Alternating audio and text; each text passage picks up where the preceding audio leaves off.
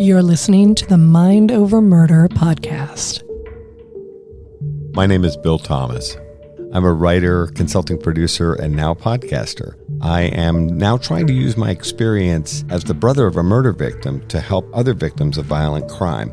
I'm working on a book on the unsolved Colonial Parkway murders, and I'm the co-administrator of the Colonial Parkway Murders Facebook group, together with Kristin Dilley. My name is Kristin Dilley. I'm a writer, a researcher, a teacher, and a victims advocate, as well as the social media manager and co-administrator for the Colonial Parkway Murders Facebook page with my partner in crime, Bill Thomas.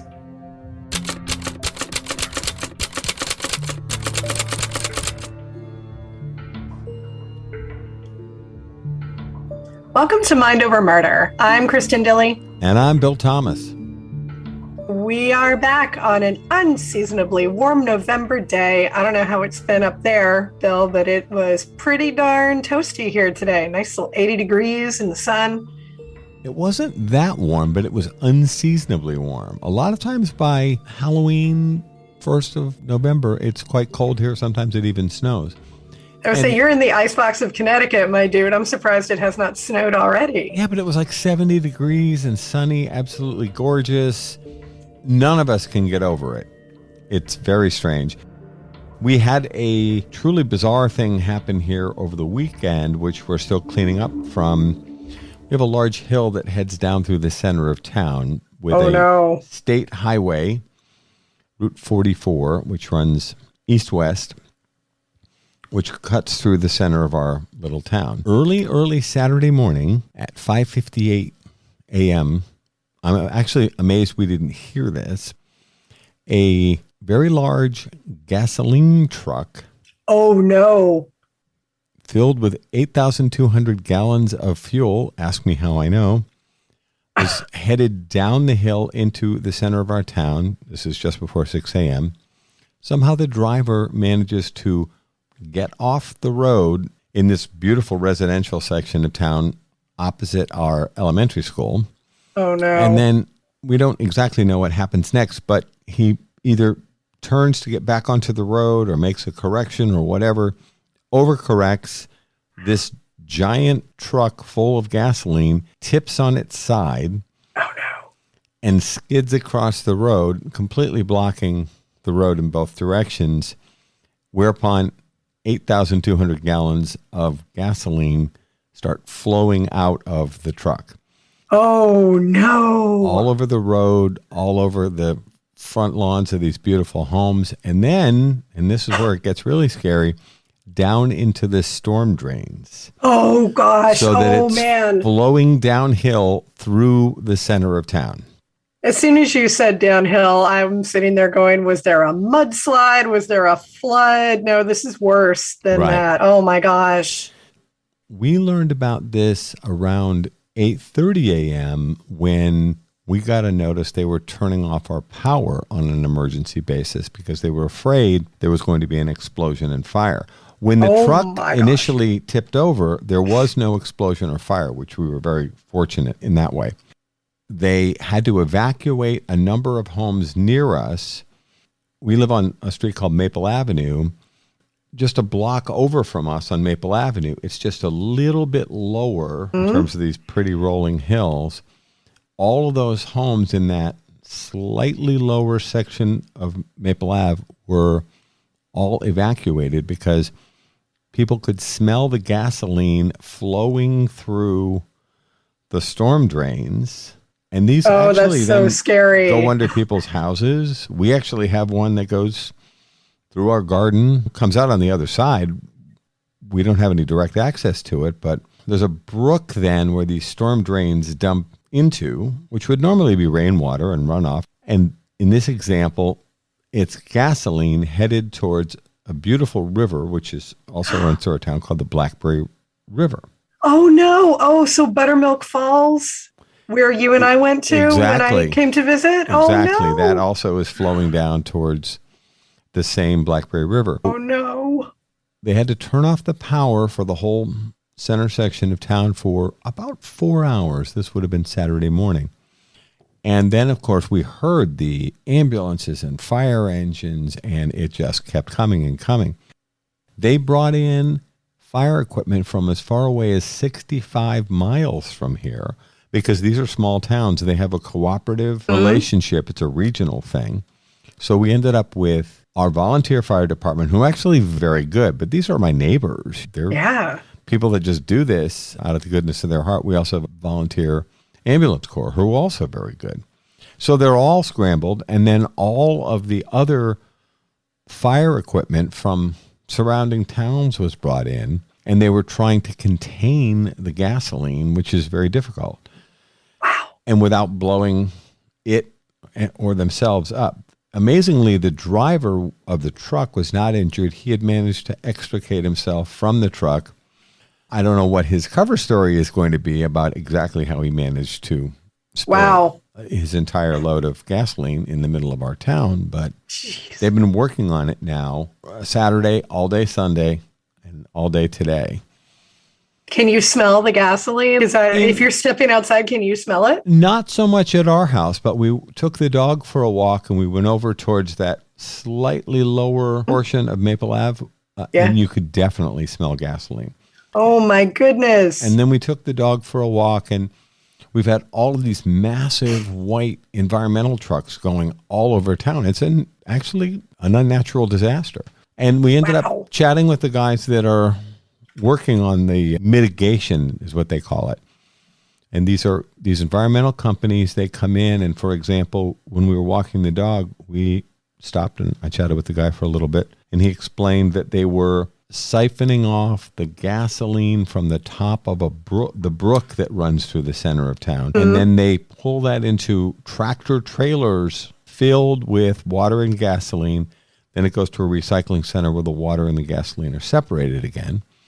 And they're doing trailer after trailer. And they're also bringing in sand and foam and all this equipment to help contain the gasoline as best they can. This is crazy. We're just so lucky that we didn't have a fire that would have burned down these beautiful Victorian homes on both sides of the street. And this is all like a block just past our elementary school here in the center of town.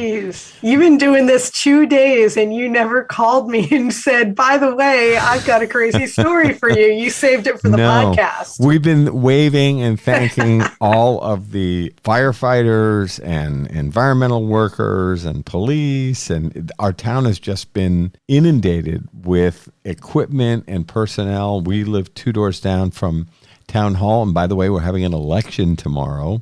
Yes, we are. Open access back to town hall where we can all vote, and they want to open up the streets as best they can. But even now, that steep hill where the truck crashed, the truck has been righted and towed away, but they're still not letting anyone come through because of the concern of a potential fire. And you can still smell gasoline depending on where you are. This is crazy. So is this going to count is that an election irregularity if you guys can't get there to vote? Well, they're going to do their best to allow us to all vote. We want to encourage people to come out and vote. Gee whiz. Wow. That is a whole lot more story than I bargained for when we signed on here. I know. We can't thank the rescue workers, and amazing how many different people have come through town. And we were walking the dog. We went by town hall, and there's a beautiful conference room that they use for different meetings. I go to meetings there as well. And we went by there last evening, and the room was absolutely filled with all the different heads of all the different crews, and they were going through. They had whiteboards, and they're going through all the steps they're taking, except for thanking them and giving them a big thumbs up. We just doing our best to stay out of the way and let them get their work done. This is a great time to shout all of them out. I don't know how many of them listen to our podcast, but as you and I are very well acquainted with members of the law enforcement community, but their brethren, the first responders, all of them, they do amazing, tremendous work, and we really cannot shout them out enough. Yeah. Wow, that's incredible. Just as a reminder, these are people who've been working 24/7 since this accident took place. And in our small town, they're all volunteers. That is crazy. Yeah. Wow. I feel like we need to do a whole breaking news segment. And that's what's going on in this section of the world. Back to you. crazy. I really hope that they are able to get that. Do they have an estimate on when everything is going to be cleaned up, or are they still having to take it one day at a time? They said a couple more days, but I hope that we've had Saturday, Sunday, now Monday, hopefully maybe by Tuesday or Wednesday, it'll get cleaned up. They had to turn the electricity off a second for safety reasons. So we got a notice from Eversource, is our electric company. So we get an email and a text, and it says, we're going to be turning the power off at 11:15 p.m. So we're up and we're watching TV, hanging out with the dog, that whole thing. We looked at each other and said, I guess we're going to bed at 11 o'clock tonight. It may be Saturday night, but we're not staying up late tonight because the lights are going to be off. Oh my gosh. So with a little bit of heads up, we got ourselves all situated and got ourselves all tucked into bed, and yep, just after 11 o'clock, the lights went off. But honestly, I guess it's a good thing that it's been unseasonably warm being there in the icebox in Connecticut. This would be so much worse if it was in the snow, in the cold, and you didn't have electricity during the cold. That would be horrible. And the communication from our town emergency services department has been incredible. They've kept everyone up to speed on what's going on. They actually had to go door to door, knocking on doors for our neighbors that are a little bit down the street from us who were asked to immediately evacuate. At the same time, they're using social media really effectively to keep us all abreast of what's going on with road closures and safety. It's been pretty impressive, actually. Wow, that is really something.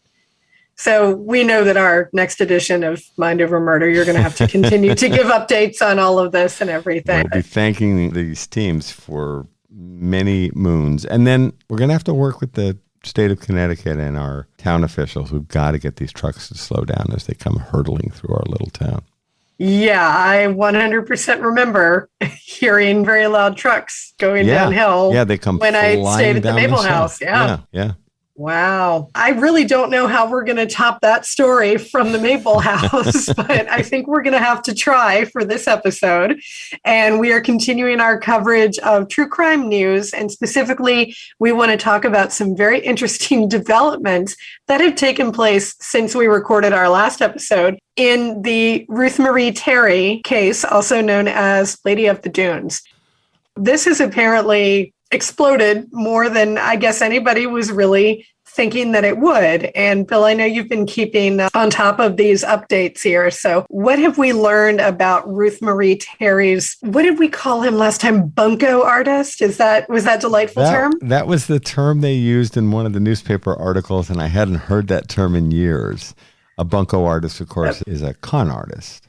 We learned something about her bunko artist husband or former husband. Why don't you go ahead and fill us in on that?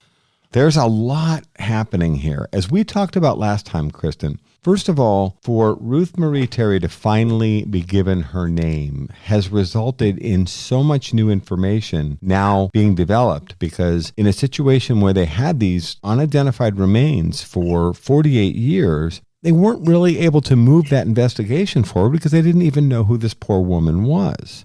This is true in this example and many other examples where we have missing and murdered people who go unidentified.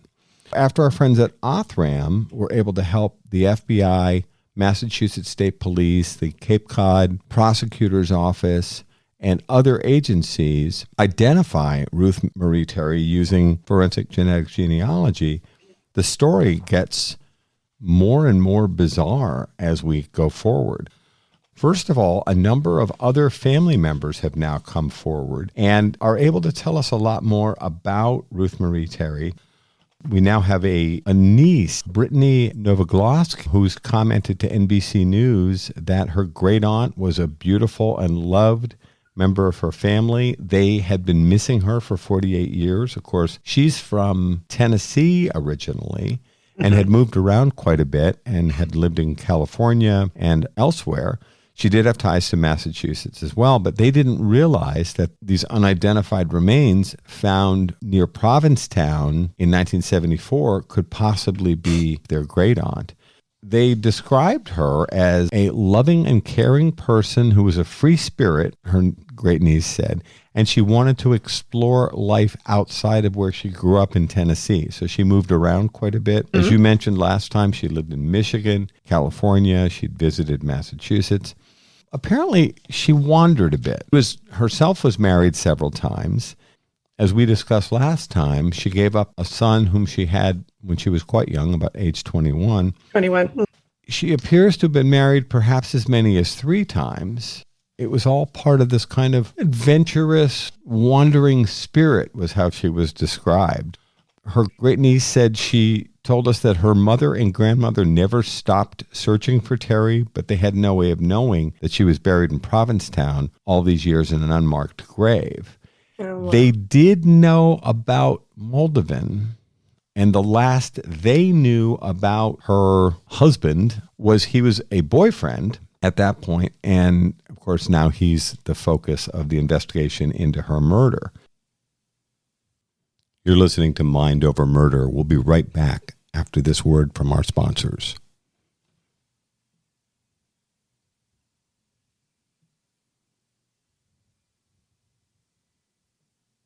We're back here at Mind Over Murder. I know we don't like to get too graphic here on Mind Over Murder, but I do want to add a few additional details. As we talked about, Terry's hands were cut off and her skull was also crushed. It looked like she might have been hit with something like a shovel or something like that. I believe that would have been post-mortem. And she was essentially decapitated. Several teeth were also pulled. Investigators now believe that this was an effort to disguise who she was. Yeah, that makes sense. And of course, we're talking about 1974. DNA is nearly 20 years away at that point. The way you would identify a person would likely be through fingerprints, physical description. There were clearly, as we've said before in other episodes, forensic countermeasures taken here, likely by her killer. According to NBC 10 in Boston, they've now discovered that Terry married her husband, Maldevin, 5 months before her body was discovered in Reno, Nevada. And of course, Quickie wedding. Yeah, a Las Vegas or Reno wedding is a classic quickie place to get married. And there are reports that Maldevin, who used names, he had a number of different aliases, far beyond just the 2 or 3 we've seen so far. And there are reports coming out now that he bought a sports car in Reno. The whole thing sounds like such a screaming cliche. Wow, it really does. Bought a sports car in Reno and was driving across the country heading to Provincetown with his new wife, whose name was Terry. So the last thing her family knew was that she was in California. Her family has said some very interesting things. Her great niece had said her family remembers Terry was not herself when Maldevin was at her side. Interesting. I bet our friend Laura Richards would have something to say about this. Oh, yeah, she would. Our discussions with Laura about coercive control certainly come to mind. Yes. Her great niece said Terry was almost inaccessible when she was with him, and it was like he owned her, that she was his property. And this is a woman who was usually bubbly, outgoing, friendly, upbeat, who loved to dance and sing and was a joy to be around. And yet she's this very controlled figure when she's with her then boyfriend, later husband. Yep. Her great niece, Brittany Novogloski, said that it was Maldevin who told her family that Terry went missing. Now, this is supposedly 5 months after they got married. Sure sounds like the honeymoon was over by that point. Oh, I would imagine so, yes. Yeah. And Novogloski's great-grandfather traveled to California to look for Terry and hired a private investigator who then ultimately informed the family that all of her belongings had been sold and that she had left the state of California. All of this stuff is very curious, and this sense of manipulation and ownership by her then boyfriend, later husband, is very suspicious. Yeah, classic coercive control. I bet if we put it in front of Laura, she'd say that's exactly what it is. My goodness, I feel awful for this poor woman. Yeah. So there are a number of different versions of the Guy Maldevin story. One is that I struggle with this because there are so many different stories about him, and he uses multiple aliases, most often Raoul Rockwell, which, I mean, sounds like a made-up name. Raoul. First of all, as we mentioned last week, he is now dead. He's deceased, as you mentioned. He was a suspect in the brutal killing of his ex-wife and 19-year-old stepdaughter in Seattle in 1960, but somehow was never charged with their murder, despite the fact that their remains were found in the septic system of the house they lived in. How does that happen? How did he not get charged? Not how did somebody end up found in the septic system? That we don't need to speculate on that. No, but apparently the reason he was not charged is because they couldn't prove who it was even. Ugh. They found remains, they found skin in the septic system, but they weren't able to identify who the victims were. Oh my gosh, and so how he was awful. Briefly charged, but he ended up serving a remarkably short sentence.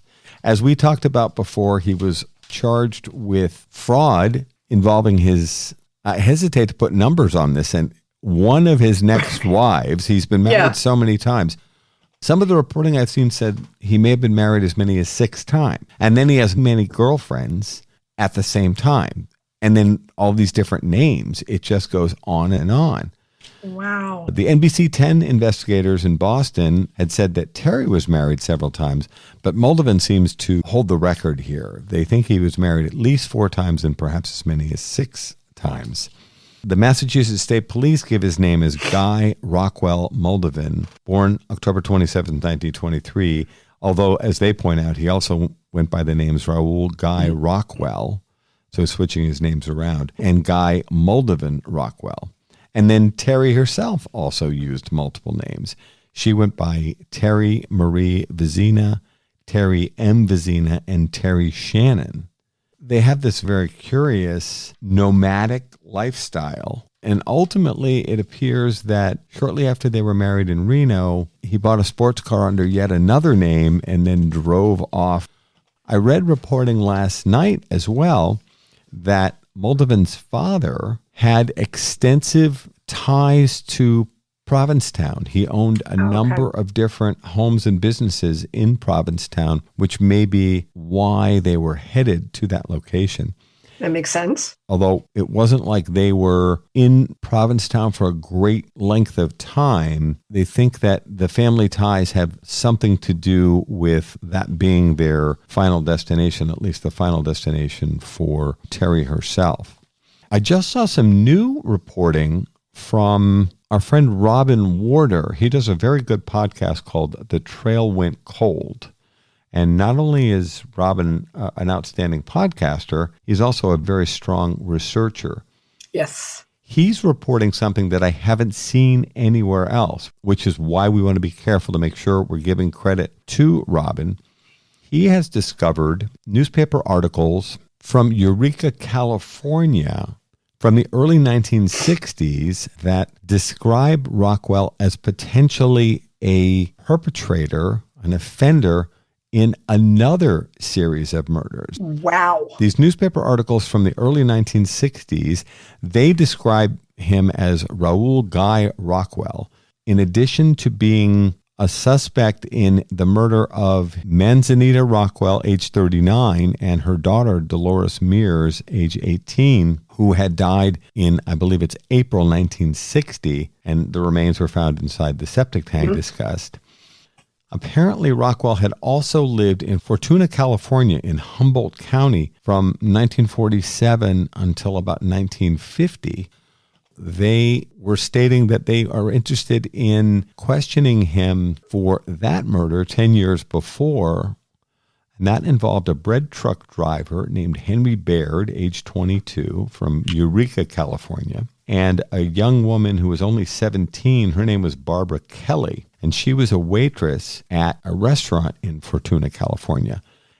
I thought this was very odd. The two people were found naked except for shoes and socks. The rest of their clothes piled neatly nearby. Similar to how Ruth Marie Terry was found. Yeah, exactly. The two of them had been shot to death. And in the very strange coincidence department, Rockwell worked as a short order cook in a restaurant in Fortuna that was owned by his in-laws. His father-in-law, Jerome Loop, owned one of the two restaurants in town. And this young woman, Barbara Kelly, worked as a waitress in that same restaurant. Dead people just keep showing up wherever this guy is. Isn't that interesting? Yeah, now Robin Warder seems... Wink. Robin Warder seems to be ahead of the curve here. I'm not seeing this reporting anywhere else except in Robin's writing, and I'm sure he'll be doing some podcasting on the case on The Trail Went Cold, his podcast. Wow. Very interesting development. So actually, if you start lining all this up, it looks like Guy Rockwell or Guy Maldevin or Raoul, whatever name we want to go with today, could be potentially linked to 3 separate murders of at least 5 people, including 2 pairs of people, his second wife and her daughter, his stepdaughter. And then now this young couple, Henry Baird and Barbara Kelly, and their ties to the restaurant where he worked. And if he's been married as many as 6 times, and we know that 2 of the wives were murdered, I'd be very interested to know how many of his other wives turned up dead or missing. So people are doing some digging. And as we talked about last week, now that we know who Ruth Marie Terry is, who sometimes goes by Terry, and so we're flipping those names around as well. Now that we know who she is, and she's no longer the Lady of the Dunes, we're able to start putting together a number of other elements of this kind of nomadic life that these people led. It appears that Maldevin, Rockwell, whatever, may be involved in multiple homicides. I think, as someone said to me a few minutes ago before we went on air, I think we're dealing with a serial killer here. It certainly sounds that way. But yeah, how interesting this will be as it continues to unfold. And it would be, of course, there is no way to bring him to justice. He died in 2002 in Salinas, California. But I think it would certainly be maybe healing in a way for her family to know exactly the full circumstances under which she got hooked in with this guy and what his full criminal history is here. My goodness gracious, this is absolutely crazy.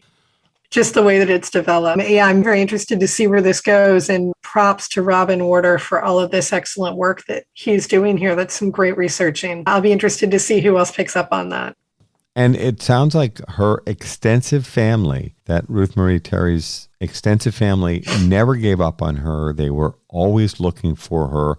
Of course, many of that older generation that would have been her parents, her grandmother, they were looking for her, traveling to California, hiring private detectives, trying to find out what had happened to her. And they never were able to connect a young woman from Tennessee, moving around the country, seeking her fortune, and this mysterious and unknown to them murder victim who has been unidentified on Cape Cod for 48 years.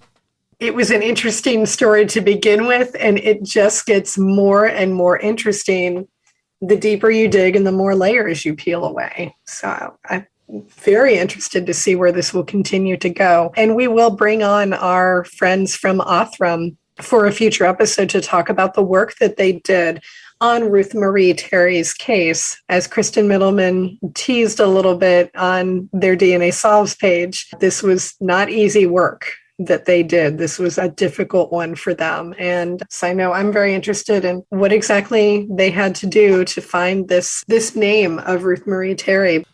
I know that her family is probably quite thrilled to finally have a name for her and know where it is that she ended up.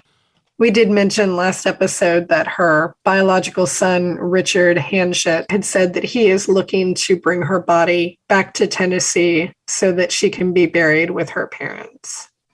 It would appear that this new information regarding Raoul Guy Rockwell / Maldevin, whatever, would seem to indicate a much stronger tie-in, at least potentially, between this man who now appears to be a serial killer and his wife who died under mysterious circumstances 5 months after marrying this guy.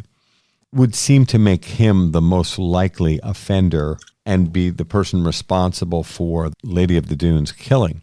I think that means that the Jaws theory and the idea that she was an extra appearing while they were filming Jaws on the Cape and Islands that summer of 1974, that seems less and less likely now. It does. I still think it's a great story. I think it would make an excellent book. I hope Joe Hill actually takes that and runs with it and decides to turn it into something. But yeah, it doesn't seem to be the reality of the situation. It would also seem to me that the idea that somehow Whitey Bulger was involved in the murder of Ruth Marie Terry seems less and less likely as well. I know that there are some people that have theorized that he might somehow be involved in the murder of this beautiful young woman who was found on Cape Cod in the dunes outside Provincetown, and that seems less likely. Certainly, it's a fascinating case, and there are more and more developments. I'm also hoping that the Cape Cod Times, who've done some outstanding reporting here, will continue to report on the case, and will continue to follow up as well. Absolutely. I know that you had mentioned last time there are a couple of different documentaries that have been done on Lady of the Dunes. So we do encourage you to pick a documentary and bring yourself up to speed in addition to listening to our reporting. And of course, tune into all of the other podcasts that are doing excellent work. And we would like to shout out again Robin Warder of The Trail Went Cold, because he definitely seems to be onto something here with regard to the con artist / serial killer that she had the misfortune to fall in with. We will bring you guys up to speed on any new developments in Ruth Marie Terry's case. That's going to wrap it up for this episode of Mind Over Murder. We'll see you next time.